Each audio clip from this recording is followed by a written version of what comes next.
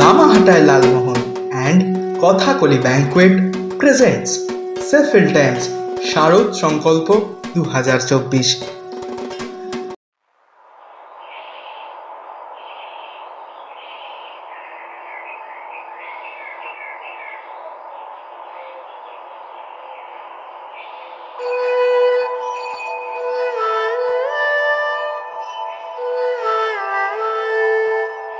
আপনার ভাবনাটা কেন এলো?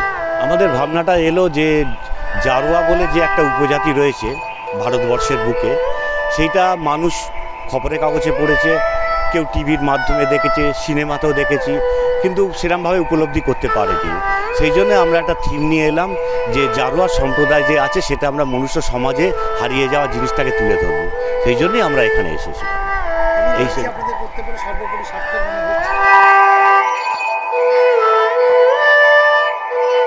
সেফিল্ড টাইম শারদ সংকল্প 2024-এর পূজা পরিক্রমায় আমরা এখন আছি হাওড়ার তাঁতিপাড়ার বন্ধনী ক্লাবে, যে ক্লাবের এবারের থিম জারোয়াদের গ্রাম। একেবারে মণ্ডপ জুড়ে জারোয়াদের জীবনযাত্রা আর জারোয়াদের ব্যবহার্য সামগ্রী সেই সমস্ত দিয়েই সাজানো হয়েছে মণ্ডপ।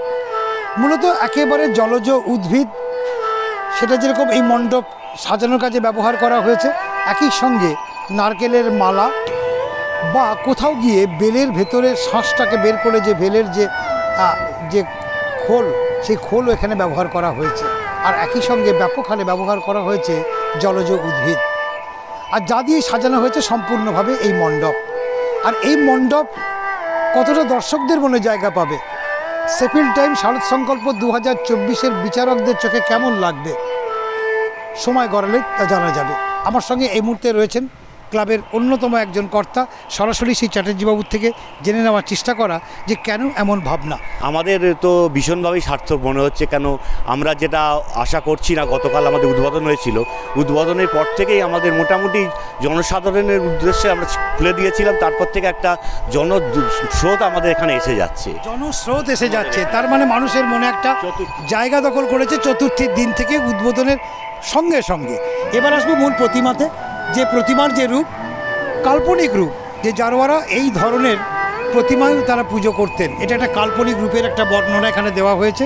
এবং একই সঙ্গেই দেবী এখানে পূজিতা হচ্ছেন, যেমনটা জারোয়ারা করে থাকেন বলে মনে করা হয়, এবং সেটাকে মনে করেই এমন রূপ দেওয়া হয়েছে প্রতিমার।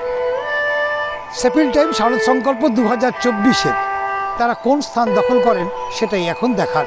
ক্যামেরায় পাপাই এবং প্রীতমের সঙ্গে আমি মেঘদূত রায়, সেফিল্ড টাইমস।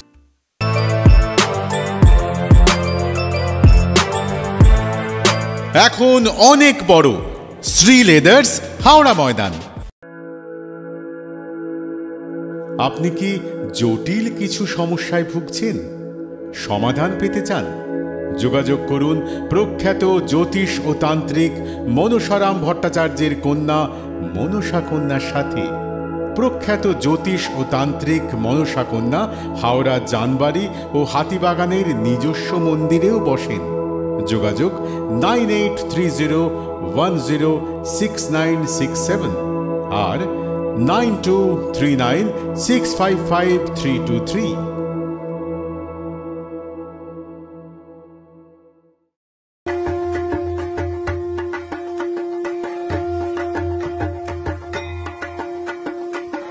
আপনি এবং আপনার পরিবারকে পুজোর সাজে সাজাতে সেজে উঠেছে শিবপুর গীতাঞ্জলি।